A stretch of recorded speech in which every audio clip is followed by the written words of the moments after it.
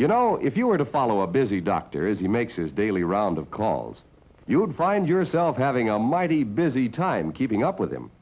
Time out for many men of medicine usually means just long enough to enjoy a cigarette. And because they know what a pleasure it is to smoke a mild, good-tasting cigarette, they're particular about the brand they choose. In a repeated national survey, doctors in all branches of medicine, doctors in all parts of the country were asked, "What cigarette do you smoke, doctor?" Once again, the brand named most was Camel. Yes, according to this repeated nationwide survey, more doctors smoke Camels than any other cigarette. We'll come back to that in a minute.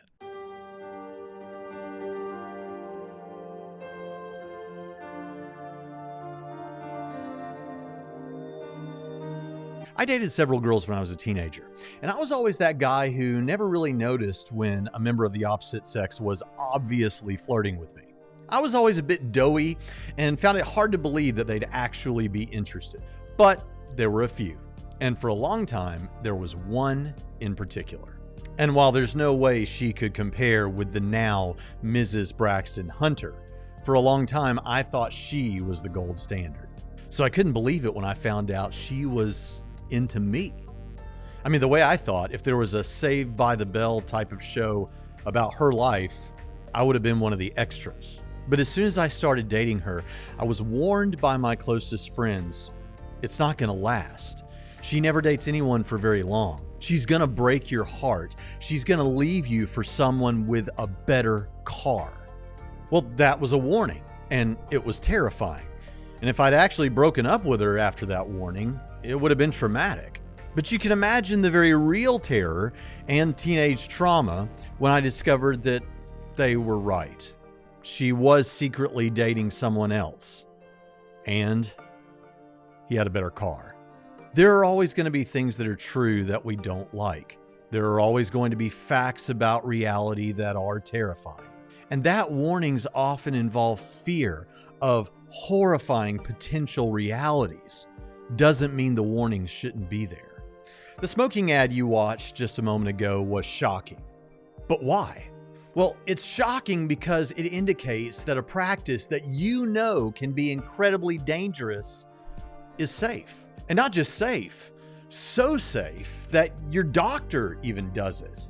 I mean, shoot, the implication is that it might even be healthy. But you know that's not true. You want to shout at the screen the dangers of smoking. You want to tell people what happened to your Uncle Bill. You want to make sure your kids never see ads like that. You want to tell them about all the horrible things that happened to your Uncle Bill because he smoked. And maybe you won't go overboard, but you do want them to have a healthy fear of what this addiction can produce. That's why modern PSAs about smoking try to show you just that. Are you being confronted with a terrifying reality? Yes. But what if you were a pack-a-day smoker and your doctor sits you down to tell you that you're facing a serious medical problem as a result and that you need to change right now? Let's say he describes the major trouble that you're facing. That would be terrifying and traumatic. But it would also be true and a good thing that he told you that. So why would I bring all this up? We hear it quite regularly that Christians and church organizations at large are just trying to control people with fear of a coming judgment. Today, different denominations define hell however they feel will create the most fear and thus the highest degree of obedience. And I get it. The notion is terrifying. And if you grew up hearing that message, it'd be traumatic. But just as with these other issues, the question isn't really whether it's terrifying or traumatic, but whether it's true or not. And just as current doctors and the people that make those smoking PSAs aren't trying to control people with fear, and certainly not for some selfish or deceptive reason, the Christians who warn you of a coming judgment are doing so likely because they care. And while this isn't an argument for the truth of a coming judgment, but rather an attempt to present a more sober-minded and realistic explanation of why Christians warn of it, if there is a God who created a universe that would have humans in it, who would have this sense of and longing for justice, since it doesn't happen in every case in this life, for the abused or the abuser, it's reasonable to suspect that that God would ensure it after death. And if you want to take a deeper dive on the subject of hell, I've linked a couple of videos in the description that I think will help. But even if you don't buy that, or don't buy the arguments for the existence of the Christian God and the scripture that does talk specifically about that judgment, for those who believe it will happen, they're trying to warn you about it and others because they actually think this is something that's real. If it's an appeal to fear, it's the same appeal to fear your doctor may make with regard to smoking. And while I'm sure the comments will be made that in the case of smoking, we know the effects that smoking brings, we don't know of a coming judgment.